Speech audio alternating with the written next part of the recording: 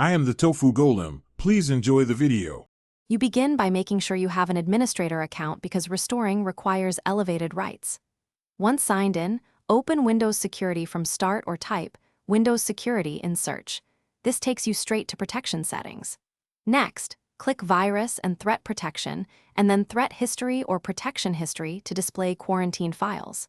Make sure to review the date and file name to identify the item you want restored.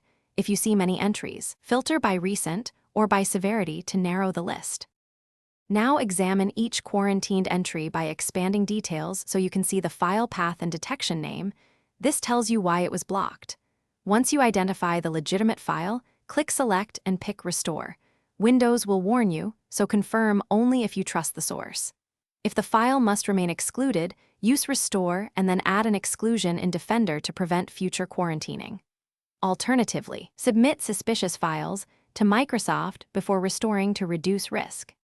Finish by testing the restored file or application to ensure it functions correctly. Update the program and antivirus signatures after restoration. If Windows blocks the restore or the option is grayed out, open Windows Security Settings and briefly disable real-time protection, perform the restore, and then re-enable protection immediately to minimize exposure. If problems persist, run a full scan and check event logs. As a key tip, avoid restoring files unless you are certain they are safe to prevent reinfection. Thanks for watching. Consider subscribing if we helped you today.